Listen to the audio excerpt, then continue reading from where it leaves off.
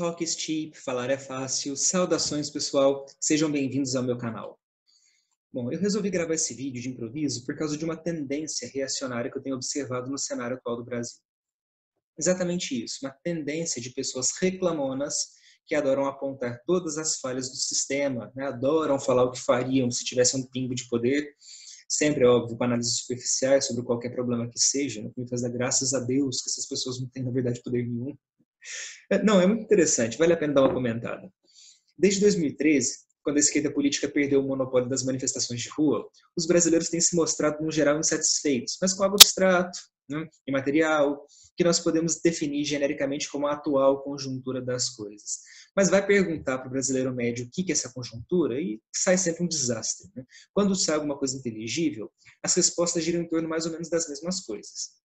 Educação, aí ele coloca em evidência os resultados desastrosos do Brasil no PISA, ou a preocupação com ideologia de gênero, doutrinação, coisas do tipo. Então, economia, que aí o brasileiro reclama que o governo interfere demais na vida comercial, cobra muitos impostos, etc, etc. A moda agora também reclama da quarentena, né? Cada um achando uma coisa diferente, evidentemente.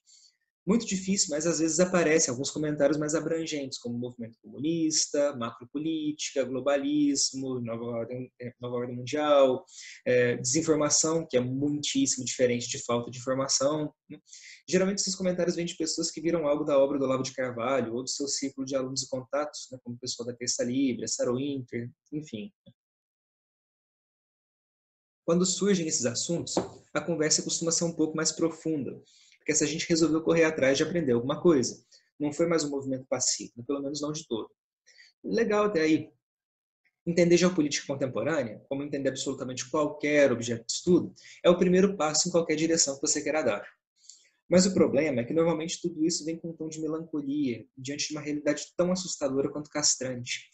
É comum que as pessoas se sintam impotentes diante de influências tão avassaladoras que vêm não só da crème de la crème do nosso Estado fabuloso, né, mas especialmente de influências que vêm de fora do país, que interferem com a nossa soberania, violam a nossa privacidade e as nossas liberdades mais básicas, como a liberdade de consciência, o vulgo livre-arbítrio, e cuja presença, nesse contexto de quarentena forçada, tem ficado cada vez mais evidente.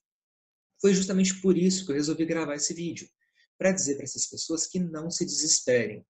Diante da questão crucial, o que fazer? A resposta é clara: nada. Ou melhor, nada que exceda as nossas possibilidades de ação. Você veja bem, se você não é membro do Clube Bilderberg, se você não é o Vladimir Putin, ou Xi Jinping, e nem o sultão da Arábia Saudita, ou sei lá, se você não é Deus fazendo um milagre, você não vai traçar os rumos da política mundial com meia dúzia de palavras. Não vai. Ponto. Então não adianta ficar reclamando do governo, nem da falta de consciência das pessoas, muito menos que o Bill Gates falou isso, falou aquilo. Mano, não adianta.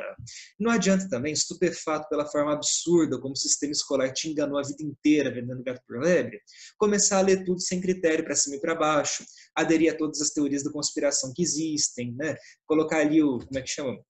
Chapeuzinho lá de papel laminado, né, e tentar sair convertendo os transeuntes pela rua. Isso, na verdade, vai ter um efeito contrário ao desejado, tanto na sua inteligência, como naquilo que você acha que quer fazer. Os transeuntes vão sair correndo de você. Novamente, é importante, sim, estudar esses assuntos, entender, né, o que nós estamos vivendo, até porque nem toda conspiração é teoria, né, nem toda conspiração é secreta. Você veja que o David Rockefeller ele escreveu nas memórias dele, quer dizer, ele mesmo pegou, ele escreveu, não foi ninguém que especulou, é que ele quer dominar o mundo. E que ele ia empregar a porcaria do dinheiro infinito dele para dominar o mundo. O livro dele está lá, né? Na Amazon Kindle para vender baratinho. Tem a versão Piratex também no Scribd, se você acha que não vale dar $8 para esse sujeito. Quer dizer, enfim. Mas ele conseguiu dominar o mundo? Não. Só que, cacete, esse povo está tentando até hoje, desde os anos 50, alguns grupos até desde antes. Né? E eles causam um dano desgraçado no simples ato de tentar. Então, assim, existem pessoas muito capazes, né, como a Débora Barbosa, por exemplo, que dedicam tempo e saco para esse tipo de pesquisa, cada um com sua vocação. Né? Tudo isso tem um lugar, sim. Mas nós, mortais, precisamos ir com calma. A pergunta que eu quero responder com esse vídeo é a seguinte: o que você pode fazer diante de um cenário tão atordoante como este que nós estamos vivendo? E a primeira coisa é, trate você de ficar inteligente. O que isso significa? Significa ordenar a sua atenção. Dirigi-la primeiro para as coisas mais importantes e universais. É orientar o seu intelecto para respeitar a hierarquia das coisas e delinear os limites daquilo que é inegociável. Então, a primeira providência nessa empreita é negar essa cosmovisão materialista que formou a nossa geração e que nega a metafísica em sua raiz. Veja bem, é um absurdo, mas é um absurdo sem tamanho em um país de maioria esmagadora cristã, como o Brasil é, você ser obrigado na escola, nas faculdades, a partir da premissa de que Deus não existe, ou se existe, não importa. Gente, mas é de uma burrice tão grande. Olha só por quê. Se você é cristão e tem certeza de que Deus está lá, né, criou o universo, a existência, e tudo eventualmente volta para Deus, é óbvio, ululante, que todas as ciências, desde as mais matemáticas, como a física e a química, até as mais voláteis, como a sociologia, se subordinam a Deus em essência.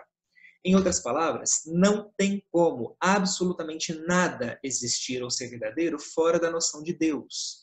Porque Deus é a verdade por excelência e tudo que é verdadeiro existe através da ação ordinária do Espírito Santo. Foi criado através de Cristo e partilha da natureza divina por derivação. Essa é a primeira coisa.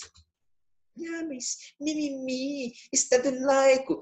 Estado laico é o cacete. Em primeiro lugar, quem vem falando de Estado laico comigo, quando eu começo a falar desse assunto, normalmente não faz a menor ideia do que seja Estado laico. Se soubesse, a pessoa veria que não existe contradição nenhuma em se ter um Estado laico que tomasse, sei lá, né, a Bíblia como fonte de direito. A gente entra nessa questão eventualmente. Meu ponto é que o conhecimento de Deus não é absolutamente uma questão religiosa, dogmática. A busca pelo primeiro motor de Aristóteles já apontava nessa direção 300 anos antes de Cristo, né? 300 e tantos anos.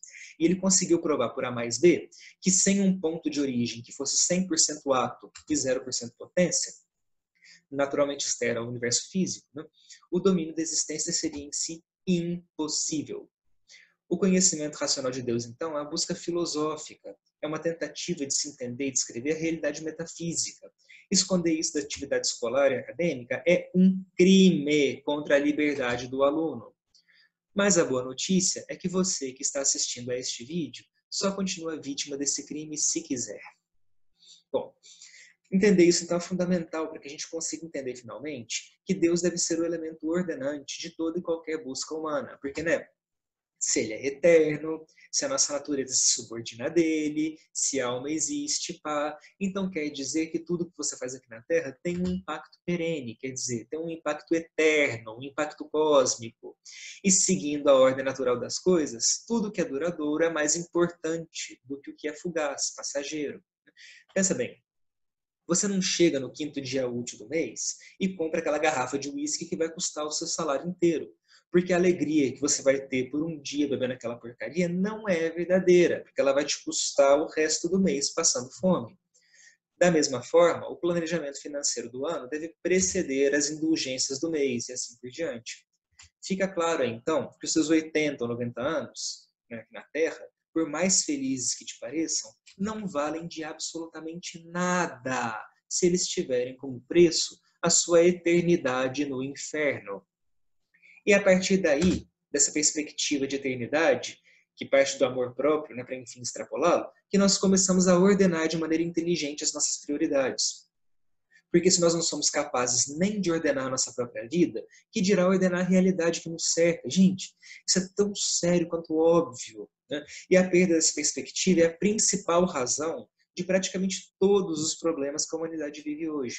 Então tá aí, né, o primeiro elemento ordenante da sua vida intelectual. Colocar Deus no centro de todas as atenções. Por uma razão simples, ele já está no centro de todas as coisas.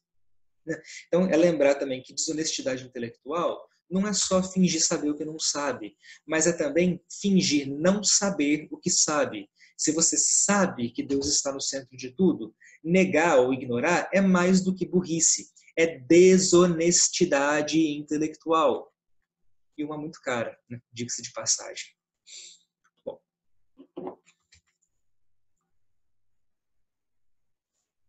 A segunda providência Fique inteligente, mas no sentido racional que eu quero dizer, né? Então, como assim? Aprender a ler, sobretudo literatura. Só que não é sair lendo qualquer coisa simplesmente pelo exercício fútil de passar o olho pelas páginas, né? O volume de material escrito é muito grande, especialmente hoje, né, com a facilidade de imprensa, principalmente de internet, né? Que não precisa de imprensa, na verdade. Então, quando eu digo aprenda a ler, eu estou querendo dizer para você começar pelos cânones do português, que são materiais que já foram selecionados, já passaram pela prova de fogo do tempo, né? Até porque é importante nessa hora, nós temos objetivos realistas. Começarmos por algo que nós vamos conseguir fazer de imediato. E ir trabalhando, então, nosso caminho em direção às coisas maiores, devagar, com um passo de cada vez. Então, meu conselho é o seguinte: escolha um romance qualquer. O meu preferido é o Memórias Póstumas de Brás Cubas, do Machado de Assis. Mas sei lá, né? Só o cara escreveu 10 romances, faz um sorteio aí, pega um qualquer. Mas leia mais de uma vez o mesmo livro. Para quê? Para absorver o estilo, mais do que para aproveitar a historinha. Isso me lembra de um episódio, né? Em 2000, acho que foi 2013, não tenho certeza, que aquela Patrícia Seco, ela conseguiu patrocínio pela Lei Rouanet para adaptar os contos do Machado de Assis para um português mais palatável, mais fácil de ler. E quando ela foi pesadamente criticada por todo mundo que teve contato com aquilo lá, ela disse, né, em resposta a um artigo, se eu não me engano, do jornal Opção, né, mas ela disse que a pessoa que criticava essa postura dela, essa iniciativa dela, era contra o seu Zé eletricista, que não tinha ensino fundamental e queria ter acesso à literatura. Gente, faltou explicar para essa senhora que ninguém lê o dicionário primeiro para depois ir lá ler literatura. Não. Primeiro a gente tem contato com a literatura e a partir das dificuldades que a gente tem, a gente vai crescendo, vai procurando no dicionário se precisar, vai conversando, vai tentando buscar, pesquisar os intertextos, né? Então, quem é contra o seu Zé eletricista é essa senhora aí que fez esse desserviço de adaptar Machado de Assis. Porque ela, assim, ao impedir que ele absorva o estilo, que ele cresça para o vocabulário, né, ela acaba impedindo ativamente que esse cara tenha contato com a cultura lusófona. Assim, não precisa nem... Bom, a ideia então aqui é você ler 5, 10 vezes a mesma obra de um gênero literário, né? Parece uma bobagem isso aí, mas nada vai te ensinar a ler e escrever melhor do que fazer isso, né? Ler repetidas vezes a mesma grande obra. Porque a gente faz isso com qualquer arte, funciona assim com a música, por exemplo. Antes de sair inventando moda, a gente precisa escutar 1000 vezes a mesma peça, que seja uma peça simples, né? Sertanejo universitário. A gente vai lá, tenta tocar igual, fica anos nessa ladainha para só depois se aventurar a compor alguma coisinha nossa aí, né? Com a língua não é muito diferente. A gente precisa desse contato continuado com a literatura para a gente ter referência, né? E, naturalmente, quando você chega à conclusão de que você quer mais, que você quer ir à fonte, quer ler Camões, por exemplo, aí você vai perceber que não basta sentar com os Lusíadas e um dicionário na mesa para entender o que você está lendo. A medida é a seguinte: se tiver chato, você está fazendo errado. Bom, isso aí, né, essa vontade de poder mais, é o ponto em que você terá descoberto que tem uma inclinação para a vida intelectual. É aí que eu recomendo que você dê uma refreada, né, na literatura vernácula e comece a estudar o latim e o grego para conseguir ler a literatura clássica no original, né, ainda que no começo com a ajuda de um professor. Existem 1000 razões, na verdade, para você querer fazer isso, mas se você atingiu já esse ponto sem volta, provavelmente você já conhece todas essas razões. Bom, mas resumindo, é a partir desse trato com a língua, né, que é seríssimo, que você se tornará capaz de entender o que é filosofia. Sem dominar a linguagem, é impossível fazer filosofia. Eu já enfatizei, mas eu vou falar de novo. É impossível. Não dá, não tem jeito, não tem meios, porque a linguagem é a ferramenta de execução da filosofia. Se você não domina a porcaria da linguagem, é a mesma coisa que, sei lá, tentar trocar um pneu só com a mão, né? Sem saber usar um macaco ou uma chave de boca. Não dá, não vira, não vai para frente. E visto que a filosofia é a única ferramenta que nós humanos temos para tentar destravar a nossa inteligência, eu estou dizendo que sem dominar direito a linguagem, nós estamos condenados eternamente à burrice. Obviamente, não existe uma forma só de se dominar a linguagem. A leitura não é o único meio. Até porque a literatura mais celebrada da história da humanidade, que é a épica grega, surgiu muito tempo antes, né, da escrita grega ser inventada, pelo menos da escrita grega que nós conhecemos hoje, né? E a própria filosofia também surgiu num contexto em que o papel era caro, né, não era um negócio barato nem popular. A filosofia era feita para ser discutida, para ser ouvida, né? Então existem outros meios sim de se atingir essa maturidade intelectual, né? Por exemplo, crescendo em um ambiente com pessoas que já têm essa capacidade, né? Que usam a linguagem cotidiana com todo o brilhantismo homérico, a lucidez de Sócrates. Tem que vir para não chorar, né? Porque eu vou te perguntar, é isso que nós temos no Brasil? Não, não é. Então não vai ter jeito. Se quiser ficar inteligente, você vai ter que sentar a bunda na cadeira e ler mesmo, não tem escapatória. E a terceira e última providência, que não é bem uma providência, mas uma postura, né? Faça essas coisas todas não para combater as elites, né? Para poder refrear os esforços da nova ordem, o que quer que seja. Né? Quer dizer, eu já disse isso e repito, a sua influência de cima para baixo vai ser zero, a não ser que Deus resolva intervir na sua vida de maneira escandalosa. Então, não, sabe? Esquece um pouco esse negócio de macropolítica e vai fazer essas coisas por outro motivo. Né? Que é porque depois de entender todas essas coisas, você vai perceber que amar a Deus e investir na própria inteligência é a única forma reta de se viver. É isso aí, pessoal. Eu espero que isso então tenha ajudado a esclarecer um pouco mais a situação que confundido. Né? Se você gostou do vídeo, não se esqueça de curtir aí tanto o vídeo como o canal e a gente se encontra na próxima.